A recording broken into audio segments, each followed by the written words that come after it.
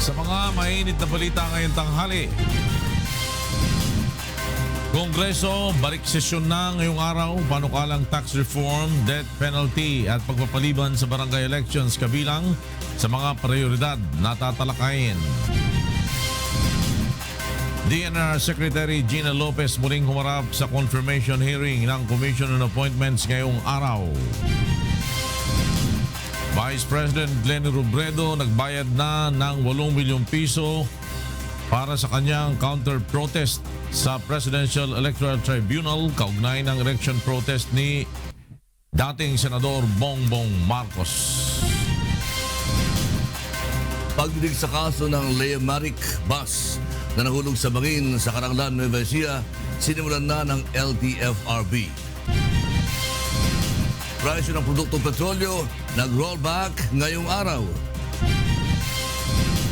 At Executive Order kontra sa Labor Contractualization Scheme na nagdaan ni Pangulong Duterte. Ratifikasyon naman sa Convention 151 ng International Labor Organization isusulong din. Magandang tanghali, balik sesyon na ang Kongreso ngayong araw at inaasahang isasalang kaagad sa talakayan ang pagpapaliban sa barangay elections, reforma sa buwis at pagbaba sa age of criminal responsibility ng mga kabataan. May report si Nel Maribuhok. Balik session na ngayong araw ang Kongreso at ilang priority bills na nakatakdang talakayin. Ayon sa isa sa mga miyembro ng mayorya na si Ako Bicol Party List Representative Alfredo Garbin, bukod sa comprehensive tax reform package, inaasahang uusad na rin ang dalawa pang mahalagang proposed law ng administrasyon. Lowering the age of criminal responsibility. Pangatlo yun, postponement ng barangay elections na naman. So those are the three. Parang isasalang bukas kaagad, i-refer kaagad. Ngunit para sa House Opposition Bloc, may ibang panukalang batas na dapat pagtuunan ng pansin ng liderato ng Kongreso. Sabi natin, maraming ibang mga priority measures na maantala kung mag-focus din sa mga issues naman na walang broad consensus. Sa katatapos ng ASEAN Summit noong Sabado, muling sinisi ni Pangulong Duterte si Senator Francis Pangilinan kaya dumami ang mga batang nasasangkot sa krimen sa bansa. That's what happened to the disaster started with Senator Pangilinan. He was the one who copied that legislation from... No, because in America, yes, they are not in prison, but they are sent to correctional facilities. Here in the Philippines, it was not the same because the legislation failed to provide the remedy after the arrest. Nel Maribuhok, UNTV News and Rescue, Quezon City.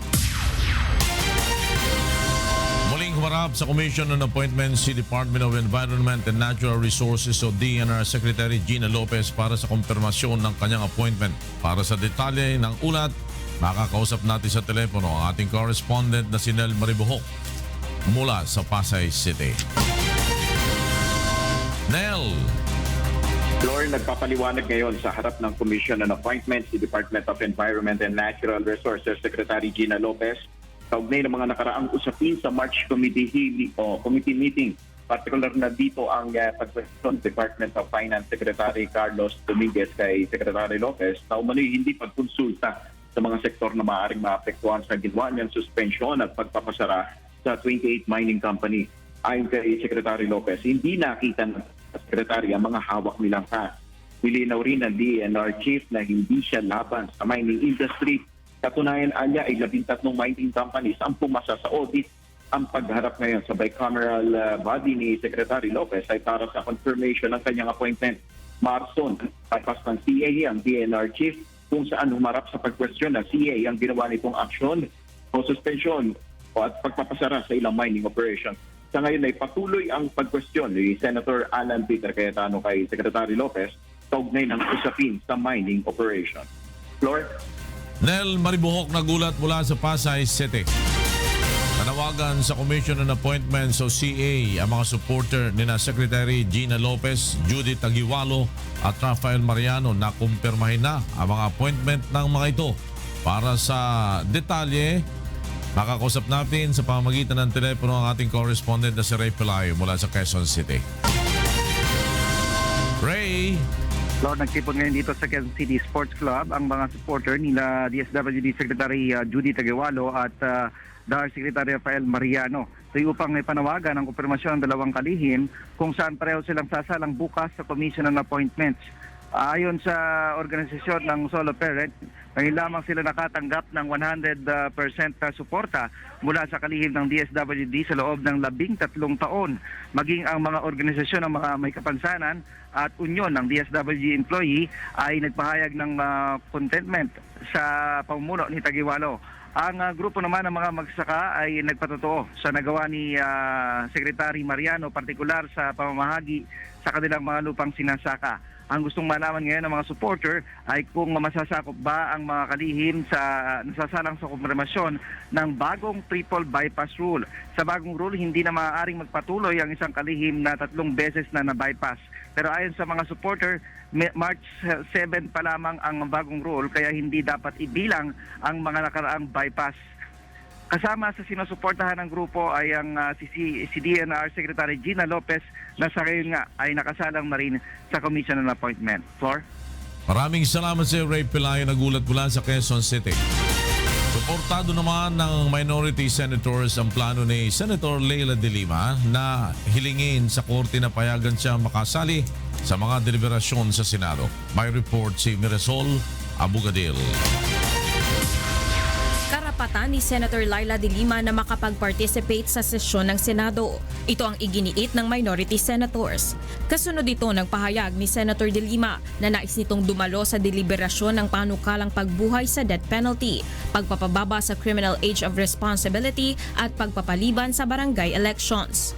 Kasalukuyan ng inaasikaso ng kanyang legal team ang mga dokumentong kanilang isusumite sa korte. Hilingin namin na mapagbigyan si Senator De Lima na makapag-attend ng aming session at ng committee hearing so that she can express her views and participate in the deliberations. Because she is a duly elected senator and therefore she has every right to participate.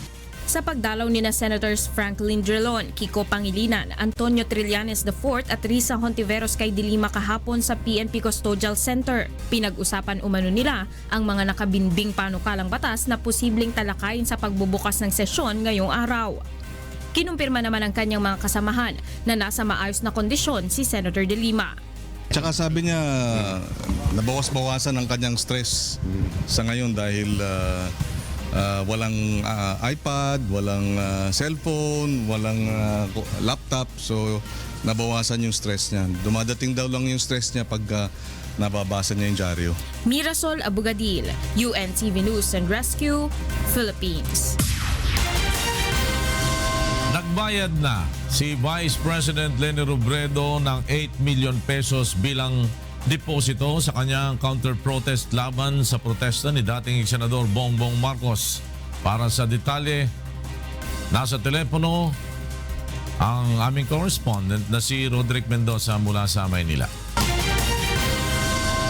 Roderick.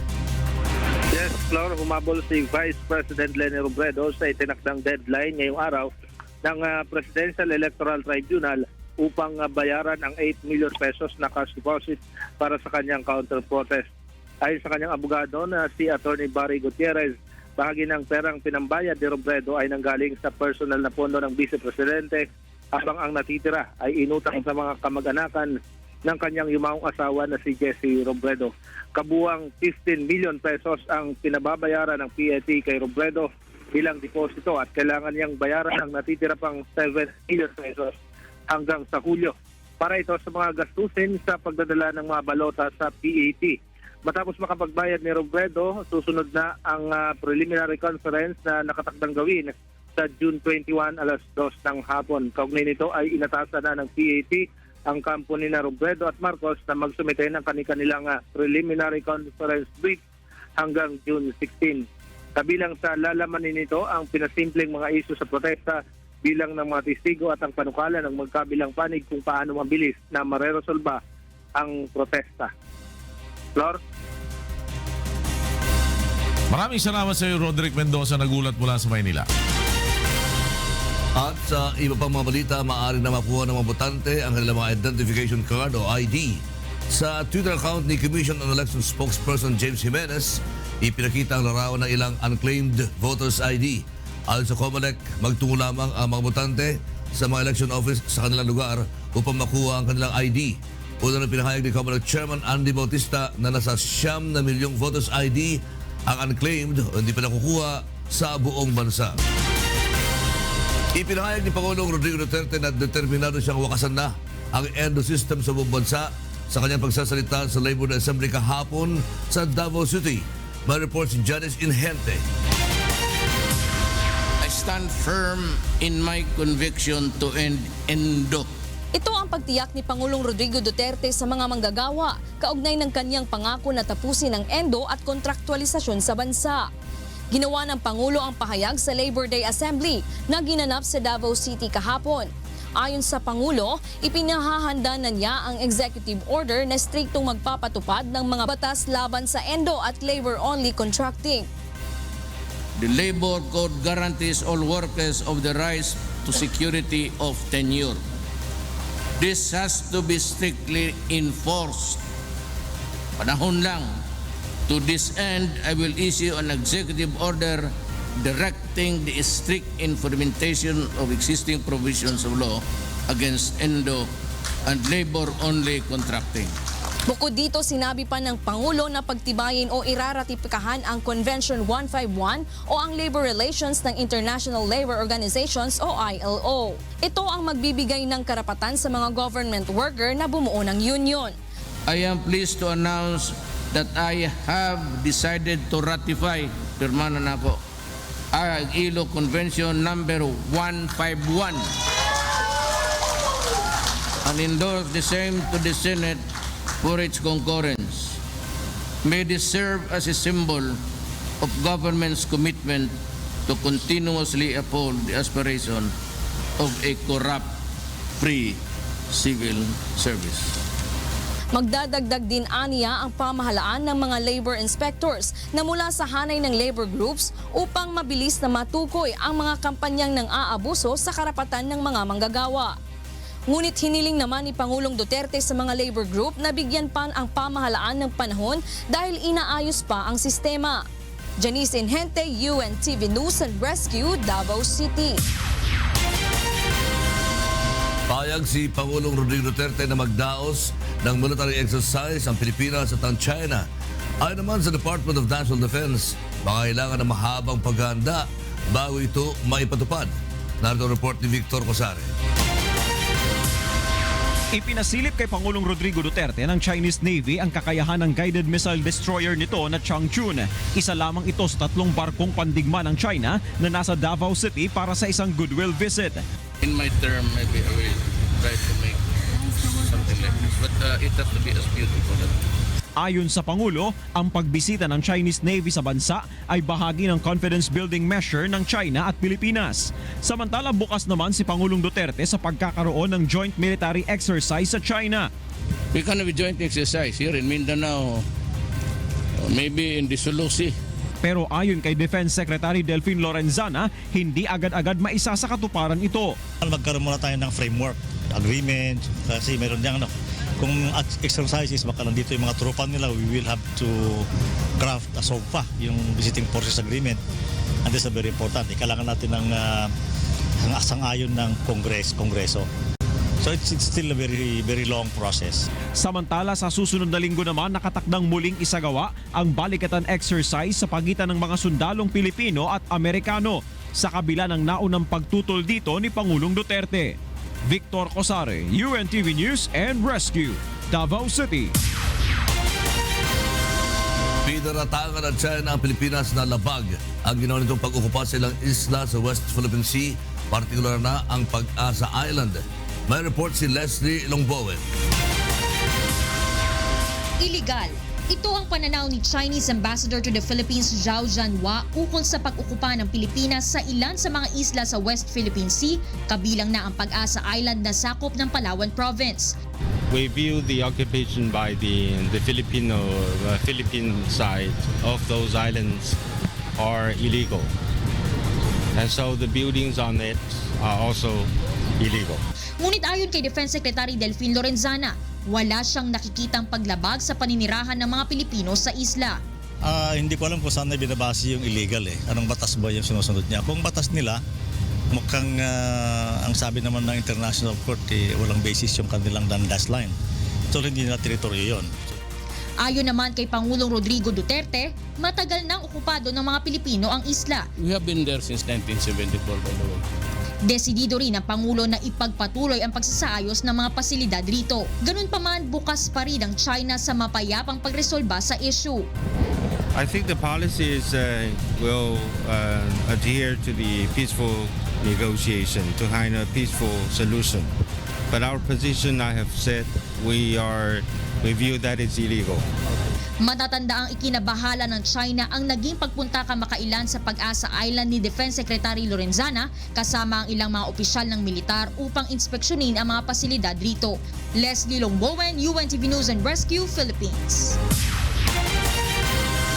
Iba't iba ang reaksyon ng mga Pilipinong naninirahan sa Amerika kaugnay sa kontrobersyal na executive order ni President Donald Trump na kinabibilangan ng H-1B visa program. May report si Sunny Cos.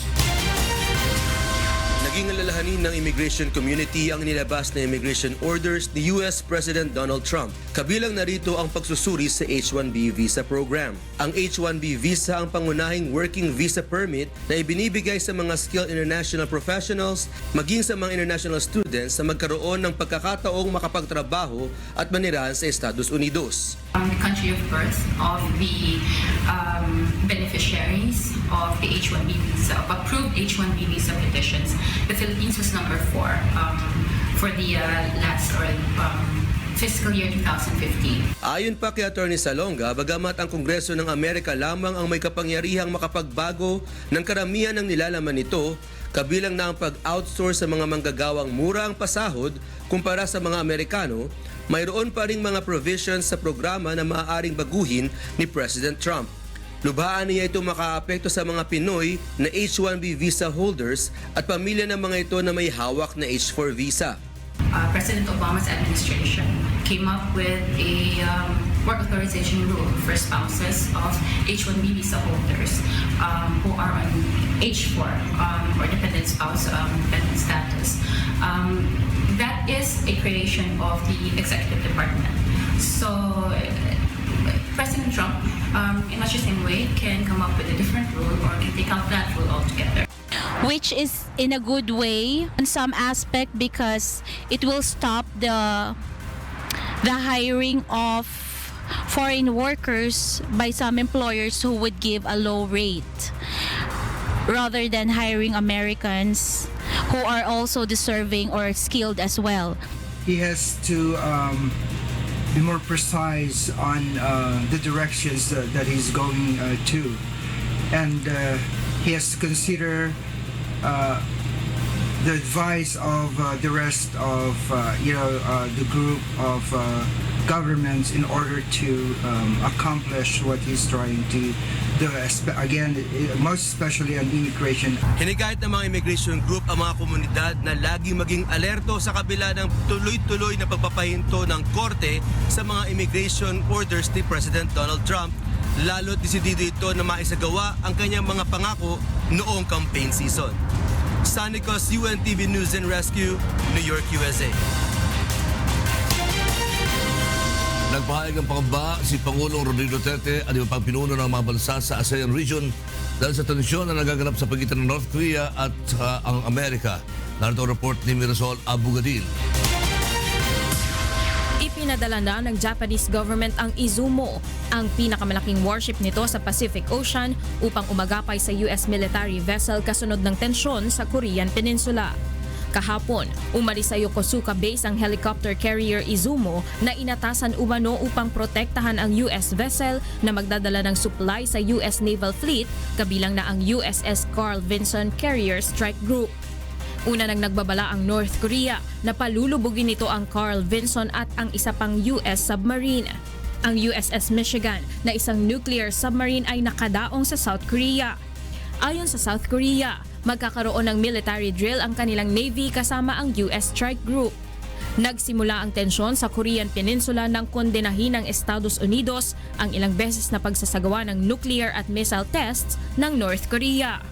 Samantala, ikinabahala naman ito ni Pangulong Rodrigo Duterte. Well, it is the concern of everybody, not only with us, but the ASEAN guys, the heads of state, also expressed their fear of an outbreak because of the threat of a nuclear warhead. Ang fallout niyan, ang fallout niyan would include China, alam nila, and bakit tayo? And the Philippines is within striking distance of their missile.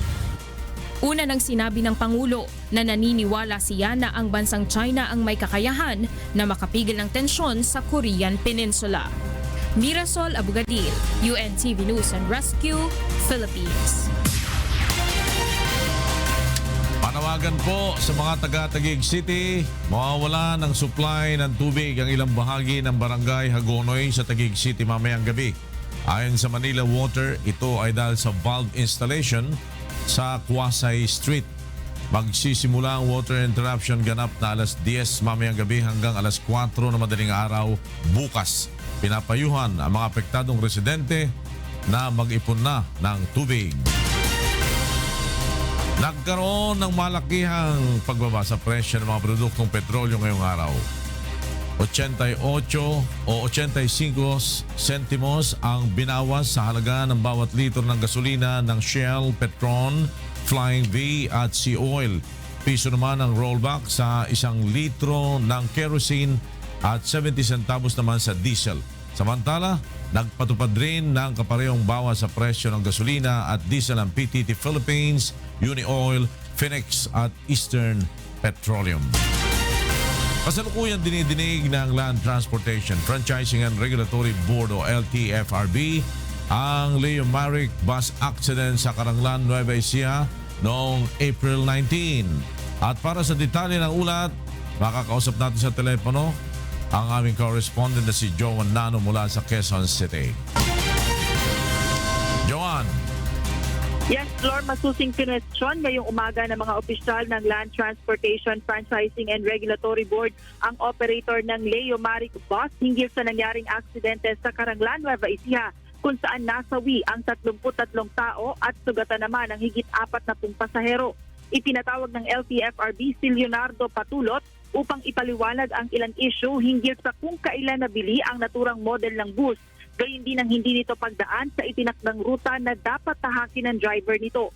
Ayon sa operator ng Leo Maric, taong 2006 nang mabili nila ang naturang bus na second hand. Ikinatwiran rin nito na nagbago sila ng ruta dahil ito lamang umano ang alam nilang maaaring daanan kung saan maaari rin silang makapagsakay ng mga pasahero. Inamin rin ng operator na wala silang safety officer na siyang nakatoka para mag-inspeksyon at tiyaking ligtas na gamitin ang kanilang mga bus bago bumiyahe. Natuklasan rin na walang kapalitan ng driver ng nahulog na bus. Gayong tatagal ang kanilang biyahe ng 14 na oras mula Ilagan, Isabela hanggang Candon, Ilocos Sur. Aminado rin ng operator na overloaded ang naturang bus na isa rin sa mga tinitignan dahilan kung bakit ito na aksidente. Samantala, sinabi naman ng may-ari ng Leo Maric na sa ngayon ay nakapagbigay na sila ng tig 3,000 piso sa bawat biktimang nasugatan sa aksidente. Sa ngayon ay epektibo pa rin ang suspensyon na itinataw ng LTFRB sa operasyon ng Leo Maric habang itinakda naman ang pagpapatuloy ng pagdinig sa kaso sa June 6. Flor? Joan Nano nagulat mula sa Quezon City. Maraming vendors sa Baclaran ang dumadaing dahil lumiit ang kanilang kita kaugnay ng clearing operation ng MMDA sa Service Road sa Rojas Boulevard. Nagbabalik si Joan Nano. 2 linggo matapos ang isinagawang clearing operations ng MMDA sa Service Road ng Rojas Boulevard at Palengke ng Baclaran. Idinaraing ngayon ng ilang mga tindero ang malaking pagbaba ng kanilang kita dahil nalimitahan ang pwesto nila sa pagtitinda. Si Mang Sharif na kumikita dati ng 1,000 piso kada araw, ngayon ay nasa 400 pesos na lamang ang kita mula sa maghapong pagtitinda ng cellphone accessories.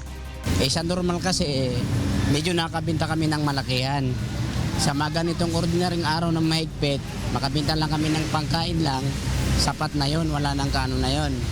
Si Mang Amino naman na 13 taon ng tindero sa Baclaran. Sakto na lamang sa pangkain ng pamilya na pupunta ang kinikita. Kaya naman kabilang sila sa tumututol sa plano ng MMDA na paglilipat sa kanila sa HK Sun Plaza sa Macapagal Boulevard.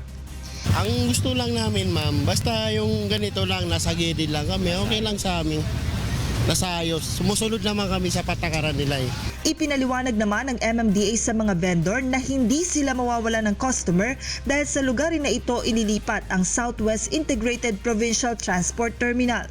Pinoproject kami na 100,000 katao araw-araw na dadaan din doon, sasakay ng bus at magbababasa ng mga bus. So I think it would be a big opportunity for them. Kailangan talaga magsakripisyo lahat, naintindihan naman namin yun. Pero at least mapoproteksyonan sila ng gobyerno, may lalagay sila sa lugar na hindi sila mapapahamak. Target ng MMDA na mailipat ang bus terminal sa Biyernes, May 5, habang sa ikatlong linggo naman ng buwan sisimulan ang higit sa 1,000 vendor mula sa Baclaran. Joanna Nano, UNTV News and Rescue, Makati City. May paliwanag ang FIVOX sa naganap na paggalaw ng Davao Trans noong Sabado ng madaling araw. May report si Ray Pelayo. Taong 1970 nang huling gumalaw ang Davao Trends sa magnitude 6.4. Noong Sabado ng madaling araw na lamang ito muling nasundan sa magnitude naman na 7.2 na may lalim na 57 km. Naramdaman sa General Santos City, Sarangani Davao Occidental at Glan Sarangani ang intensity 6, habang sa Kidapawan naman ay intensity 2 na lamang. Pag sinabing trench, may kalaliman yung focus o kung saan nanggagaling yung lindol. So posibleng ang nagpagalaw nga doon itong Davao. Ang Pilipinas ay nasa tinatawag na Pacific Ring of Fire, kung saan mas maraming naitatalang lindol at pagsabog ng bulkan. Nakapalibot lang siya sa Pacific pero iba-ibang fault o iba-ibang system yung nandoon na pwedeng gumalaw. So na hindi connected sa isa't isa. 1658 naman nang huling gumalaw ang West Valley Fault. Ito ay may 100 kilometro ang haba na dumadaan sa Bulacan, Metro Manila, Cavite hanggang Laguna.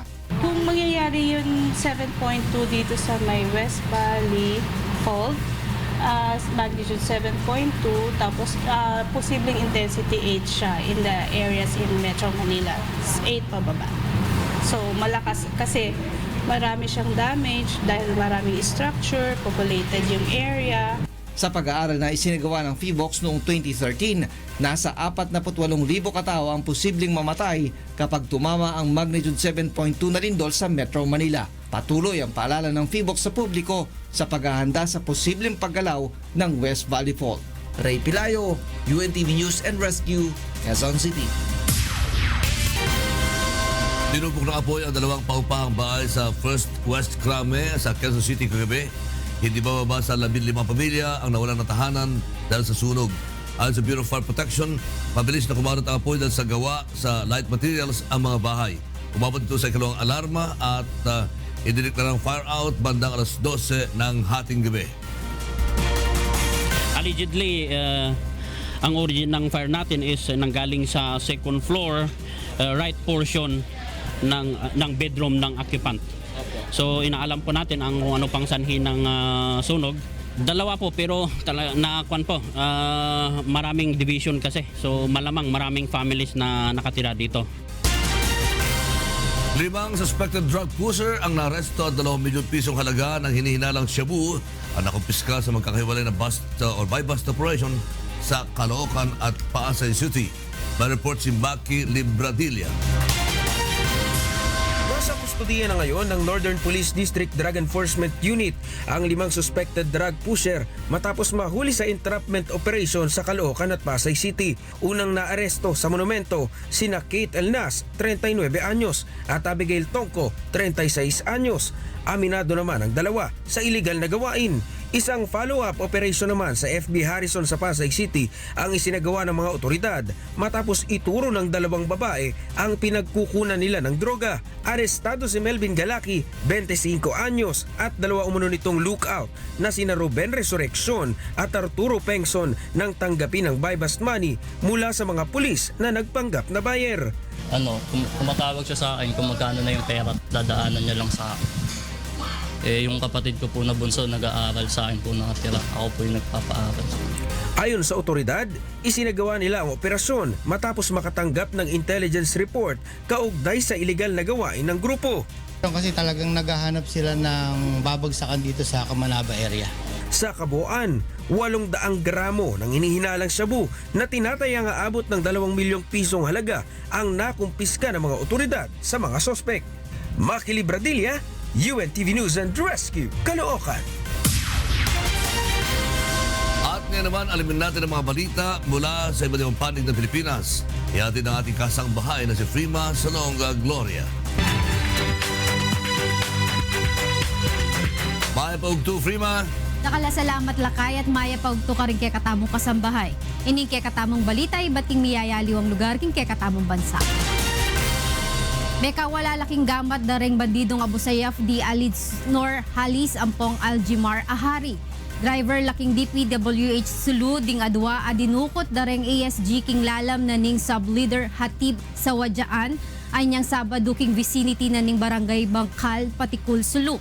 Ikit dala ring adwa ning kawani na ning 35th Infantry Battalion king barangay Tugas Patikul Sulu.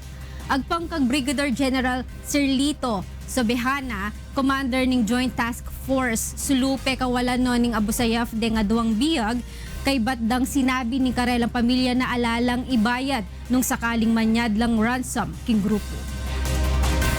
At isa pa, ginagamit nila itong dalawa para gawing human shield. No? At yun ang lalong ikinagalit ng pamilya na medyo marami rin sila, malawak yung pamilya nitong biktima na because of the pressure, yun, binitawan nila.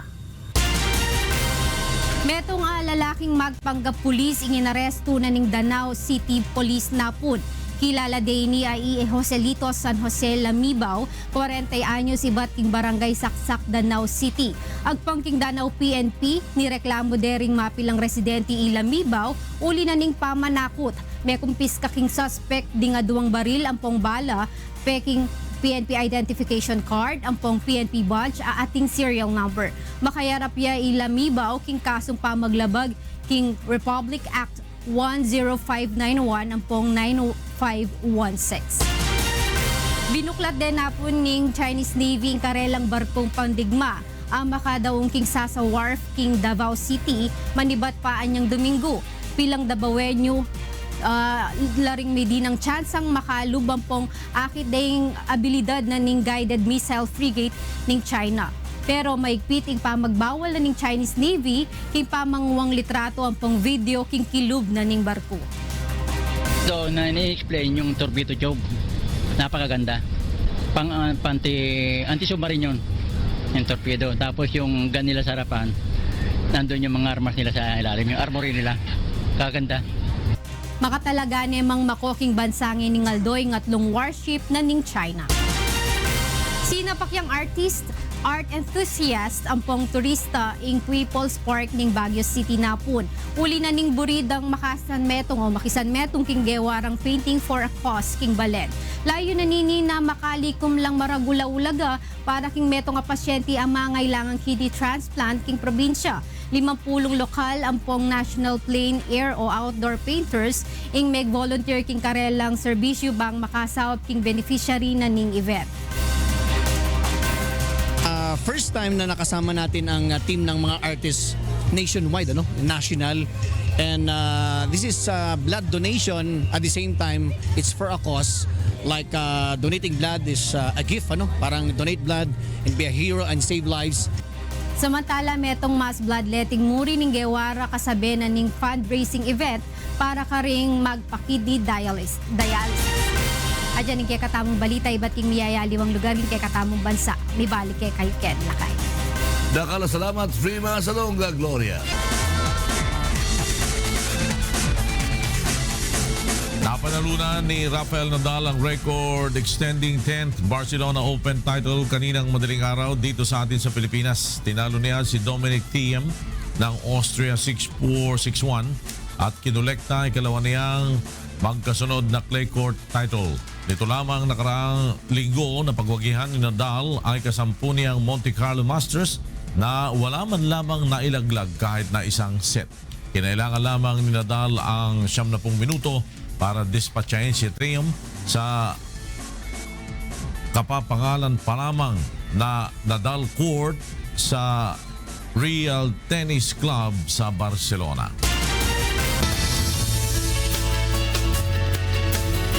Binigyang pagkilala ng Philippine Social Media Awards ang iba't ibang personalidad at kumpanya na naging matagumpay sa paggamit ng social media ngayong taon. Narito ang ulat ni Brian Evangelista.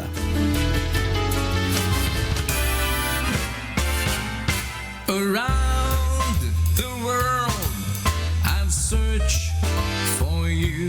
Mapabata man o matanda, nahuhumaling sa social media. Kaya naman ang iba'y kanilang galing, dito bumibida. Tulad lang ng 8 taong gulang na si John Philip Bughaw, aka Balak, na binansagang phenomenal internet sensation hit. Dahil mula 4 years old ay sumasayaw na ito, kaya sa ngayon ay nasa 200 million views na. Layunin ng award-giving body na ito na bigyang pagkilala ang natatanging galing, mapa-individual man o kumpanya, na naging tanyag pagdating sa social media sites matapos ng kanilang masusing pagsisiyasat. Di ba normally sa social media may mga reviews sila doon? Dino-double check din natin kung may bad reviews. Minsan naman may mga tumatawag sa amin, or hindi naman tumatawag, may nag-email message sa amin na don't give this award to this person. We don't believe at once. We check first. Maging mga patok na pasyalan at water sports tulad ng scuba diving sa Morong Bataan ay kinilala rin bilang most outstanding beach resort and hotel. Morong Star is one of the outstanding beach resort and hotel, especially sa kanilang place. Hindi naman may pagkakaila yun kasi tignan mo ang kanilang Facebook page, ang dami nilang likes. Nagbe-base din kasi tayo sa mga likes. We go for likes na organic. Napakaganda ng social media kung magagamit sa mabuting paraan. Kaya naman paalala nila ang wasto at makabuluhang paggamit nito. Kung sa tingin na makakatulong yung mga post nyo sa ibang tao or at least makaka-inspire sa kanila, then go. Pero kung hindi naman, huwag din na lang i-post. Brian Evangelista, UNTV News and Rescue, Philippines. At yan ang mga balitang aming tinutukan at inaksyonan. Dahil sa aming pagbabalita, una ang pagkalinga sa kapwa. UNTVC News, may balita sa anumang panig ng daigdig. Magandang tanghali. God bless.